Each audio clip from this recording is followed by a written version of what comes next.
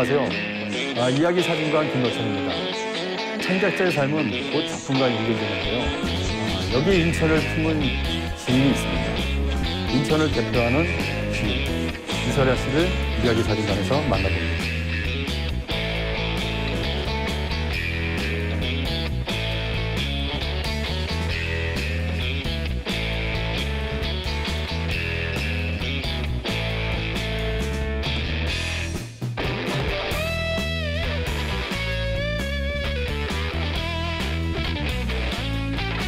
네, 어서 오십시오. 네, 안녕하세요. 네, 이야기 사진관입니다. 이설야라고 합니다. 여기 스튜디오 분위기 어떠세요? 처음 왔는데요. 너무 좋네요.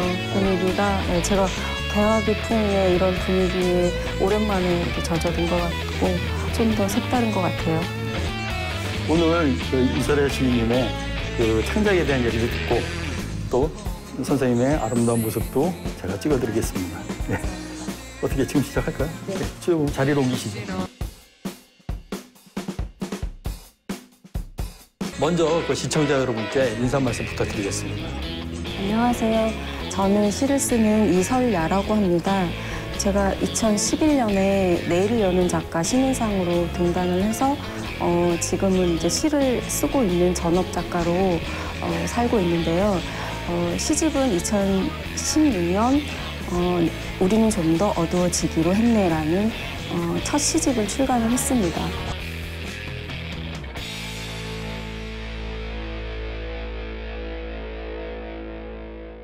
살이 훌쩍 넘어서 시인으로 등단하시게 됐는데 그러면 그전에는 다른 일을 또 하셨나요? 그럼? 한 20대부터 30대까지는 직장을 다녔어요. 직장을 좀 다니면서 공부를 계속 하고 싶었죠. 근데 네. 생계를 꾸려야 되니까 공부는 할 수 없었고 그래서 이제 중간에 시민단체 이런 데서 문예창작 강좌가 있거나 시 쓰는 모임이 있으면 그런 곳에서 좀 해소를 하다가 그것도 안 돼서 이제 대학원을 가게 됐어요. 그래서 인하대 대학원을 가서 이제 공부를 하게 됐어요. 중간에 아버지가 돌아가셔갖고 이걸 너무 견딜 수가 없는 거예요. 그래서 그때 또 막 시가 와서 중국으로 제가 도피를 했어요. 그래서 한국어 강사로 한 2년 정도 생활을 하다가 나와서 등단 준비를 그때부터 계속 열심히 했는데 잘 안 됐어요. 그러다가 등단을 이제 박사과정 마치고 나서 대학원 다니면서 이제 또 강의도 하고 이러면서 나중에 이제 등단을 해요. 2011년에. 보통 살다 보면은 이 현실에 정하기 쉬운데요. 이 시를 쓰기를 포기하지 않고 꾸준히 준비했던 이유가 뭘까요?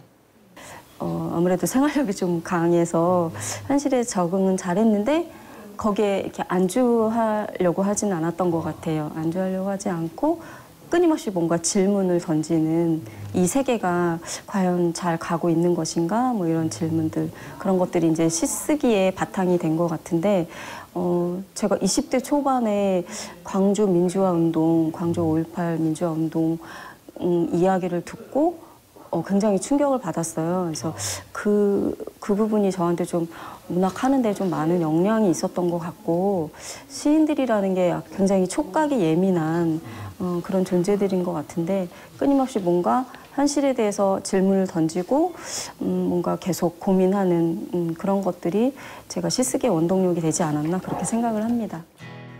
인천 원도심, 가난했던 유년 시절을 간직했던 이설야 시인에게 모든 것은 시였습니다. 미술이 좋았고 음악이 좋았던 꿈 많던 소녀가 현실을 위해 취업을 선택하고 역사의 소용돌이를 경험할 때도 이 모든 경험은 헛되지 않았습니다. 첫 시는 어떤 작품이었나요? 제가 고등학교 때 문예반이랑 미술반을 동시에 했는데 그 문예반에서 시화전을 했었어요. 근데 시화전을 했는데 시화전에 제가 출품한 작품이 지금 기억하기로는 이제 새가 알에서 이렇게 깨어 나와서 이제 성장에 관한 성장통에 관한 그런 이야기를 시로 풀어낸 그런 거를 썼던 기억이 나고요. 정말 첫 시는 등단작인 것 같아요.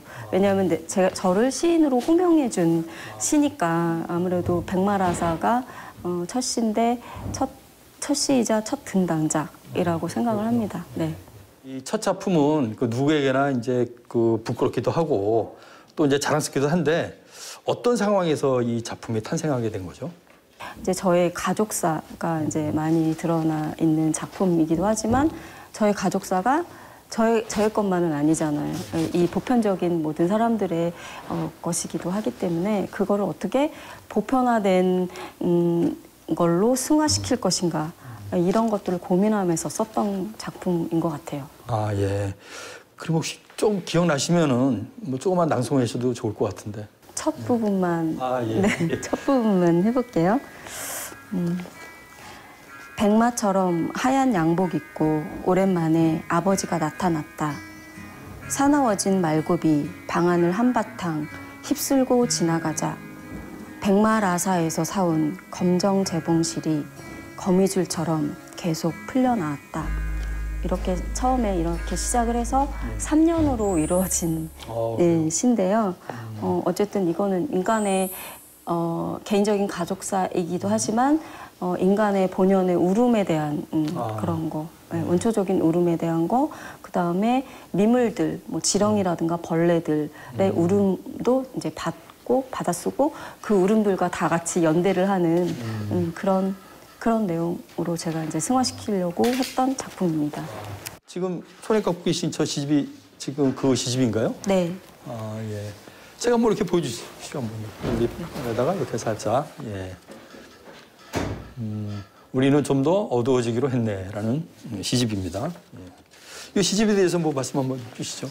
1, 2, 3, 4부가 이제 시대 순으로 읽힐 수도 있고 이제 가족사부터 이제 시대적인 문제로 이렇게 좀 점층적으로 나가는 그런 구조로 되어 있어요. 그래서 뭐 내용은 이제 개인 사적인 얘기도 있지만 여기에 뭐 여성의 문제라든가 이제 노동의 문제라든가 사회적인 문제 이런 것들도 어쨌든 우리가 살아가는 이 시대의 얘기니까 그런 것들이 다 아우러져서 담겨 있는데. 이번엔 좀 더 깊은 질문 좀 드리겠습니다. 그러면은 작가에게 인천은 어떤 존재일까요? 그러면 좀 어려울 수도 있는 질문이기도 한데요. 예. 저는 인천 하면 이제 어쨌든 제가 발을 딛고 있는 곳이잖아요. 예. 발을 딛고 있는 곳인데 그 발을 딛고 있는 곳이 너무 힘들었어요.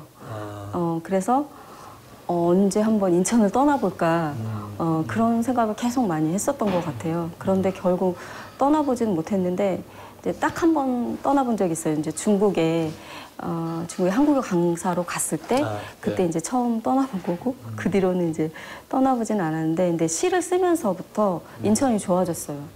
그래서 인천하면 이제 애증이 있는 저한테는 애증이 있는 공간인데 이제 유년기 때는 이제 증이 많았다면 정말 싫어하는 마음이 많았다면 지금은 애에 가까운 마음. 그러니까 정말 인천을 다시 보게 되고 그다음에 내가 왜 인천이라는 곳에 태어나서 여기서 작품을 쓸 수밖에 없을까라는 그런 근본적인 문제, 이제 그런 질문들을 계속 하다 보니까 인천이 더 좋은 것 같고 인천의 곳곳에 다니다 보면 굉장히 무궁무진하게 제가 작품으로 쓰고 싶은 얘기도 많고 이런 것들은 좀 많은 사람들이 좀 알았으면 좋겠다 이런 것도 좀 많이 있고 그래서 인천에 대해서 조금 더 다르게 생각을 하게 되는 것 같아요. 네. 그렇군요. 네. 만남과 이별, 출발과 떠남의 도시, 공장의 노동자들이 터전이던 인천은 누구에게는 지독히 떠나고 싶은 도시였습니다. 이설야 시인에게 인천은 애증의 도시입니다. 벗어나고픈 젊은 시절을 품고 있는 미움의 도시. 하지만 지천명을 넘긴 지금은 보듬어 안고 싶은 시인의 도시입니다. 살짝 올려보세요. 좀 더 크게 살짝. 쳐보시고. 이번에는 그 시집 한번 딱 드시고 살짝. 네. 하하하 웃어보세요. 좋아요. 예. 이설야의 시를 그 민중시를 바탕으로 둔 리얼리즘의 시 세계라는 평을 듣고 있습니다. 들어보셨는지요? 네. 예. 그 평에 대해서 어떻게 생각하세요? 제가 유년기와 청소년기를 빈민가에서 살았기 때문에 그곳에 사는 사람들의 이야기들을 제가 받아 써야 된다라는 그런 생각이 있고 그분들의 삶을 좀 잘 표현해내야 된다라는 그런 부채감이 있었던 것 같아요. 근데 그런 삶을 잘 표현하기 위해서는 리얼리즘이 가장 적합한 양식이었고 그리고 저도 이제 공부를 할 때 리얼리즘 계열의 시들에 많이 세례를 받았기 때문에 아무래도 리얼리즘을 좀 구현해냈던 것 같고 근데 저는 좀 약간 낯선 리얼리즘, 기존의 리얼리즘이 아니라 좀 거기서 좀 더 다른 리얼리즘을 좀 구현하고 싶은 그런 욕심이 있었어요. 사회 문제들을 많이 시에 많이 다루셨거든요. 뭐 특별히 이런 시를 쓰게 된 배경이나 아니면은 뭐 이유가 있으신가요? 제가 시집을 준비하던 시기가 좀 사회 부조리가 극에 달한 시기였다고 저는 생각을 했기 때문에 그리고 또 촛불이 번지던 시기였어요. 그래서 뭐 어쨌든 시대의 목소리를 담는 거는 시인들의 임무라고 저는 생각을 하기 때문에 그냥 자연스럽게 그냥 담긴 것 같아요. 그 시를 창작하시면서 이 다른 장르하고도 보니까는 접목을 많이 하셨더라고요. 그 지난번에 보니까는 인천문화재단 그 아트 플랫폼 네. 그 10주년 행사죠. 네. 그때 보니까 판화도 그러셨더라고요. 네. 어떻게 그 다른 예술 장르하고도 이렇게 접목을 시도하는 뭐 특별한 이유가 있으세요? 제가 어릴 때부터도 이렇게 다른 예술 장르를 다 좋아했고 지금도 굉장히 좋아해요. 그래서 특히 이제 미술이랑 음악을 좋아하는데 미술 같은 경우는 이미지잖아요. 이미지고 음악은 이제 리듬인데 이제 시에서도 리듬과 이미지가 굉장히 중요하잖아요. 그래서 저한테는 도움이 되는 것 같아요. 그런 다른 장르들을 같이 보는 거. 그리고 시만 보는 것보다는 이제 좀 경계를 넘나드는 들어서 다른 세계로 확장해 나가는 것이 시 쓰기에도 더 확실히 도움이 되기 때문에 그런 거에 관심이 많고 중국에서 나오기 한 달 전에 정각이라는 걸 배웠었어요. 예. 정각을 배우다 보니까 이제 한국에 와서도 하고 싶은데 하는 데가 별로 없고 인천에는 없는 거예요. 다 서울이에요. 그래갖고 그걸 하고 싶은데 하지 못하니까 그럼 판화를 해봐야겠다. 그래서 접근한 게 판화였는데 시랑 이렇게 좀 맞아 떨어지는 게 있었어요. 이제 판화를 작품을 한 다음에 그 밑에 이제 시를 쓰거나 이렇게 해서 약간 제 나름대로 이제 콜라보를 했는데 이제 여러 가지 시도를 하는 거는 재미있는 것 같아요. 지금까지 시와 앞으로의 시에 변화가 있을까요? 쓰고 싶은 시가 있다면은 어떤 시를 쓰고 싶으세요, 이제? 언어 실험을 조금 더 극단적으로 끝까지 한번 밀고 나가보자 이런 생각도 있는데 굉장히 좀 어려운 작업이죠. 그리고 그래서 지금은 두 번째 시집을 좀 고민을 하고 있는 단계인데요. 여러 가지 실험을 좀 하고 싶어요. 두 번째 시집과 별도로 아주 짧은 시도 한번 써보고 싶고 아주 긴 시. 이런 식으로 좀 고민해보고 싶고 그다음에 시와 이미지를 어떤 식으로 결합을 해서 뭐 좀 다양한 장르를 이렇게 끌어들여서 좀 어떻게 가볼까 뭐 새로운 길을 한번 내보고 싶다라는 그런 욕심도 좀 내보는데요. 다양한 실험을 좀 해보고 싶어요. 그래서 그러려면 이제 끊임없이 자기갱신이 필요한데 이제 정말 각고의 노력이 필요하겠죠. 네. 시를 아름답게 봤던 사람이라면 이설야 시인의 시는 유독 낯설게 느껴집니다. 굳이 꺼내고 싶지 않은 현실의 단면을 생생히 노래하는데요. 하지만 사람들은 어느 순간 그녀의 시가 자신의 모습임을 확인하게 됩니다. 그리고 내 모습에 사랑과 연민을 갖게 됩니다. 이것이 그녀가 시 앞에 한없이 솔직해질 수밖에 없는 이유입니다. 고생 많으셨습니다. 예. 오늘 찍은 사진 한번 보여드리겠습니다. 제가요. 보시죠. 예. 크게서 보여드릴게요. 제가 잘 안 웃어서 어색할 텐데 잘 찍어주셨네요. 잘 웃으셨는데 예쁘게 보셨네, 되게. 예. 그렇죠? 아유, 감사합니다. 예. 이야기 사진관에 오셨는데 네. 오늘 어떠셨나요? 굉장히 독특하고 분위기 자체가 제가 먼 과거 개화기 시대로 타임머신을 타고 온 듯한 그런 신비한 경험을 하게 된 것 같아서 초대해 주셔서 너무 감사합니다. 오늘 인천의 닮은 시인분을 이렇게 직접 촬영하게 돼서 저도 영광으로 생각하고 있습니다.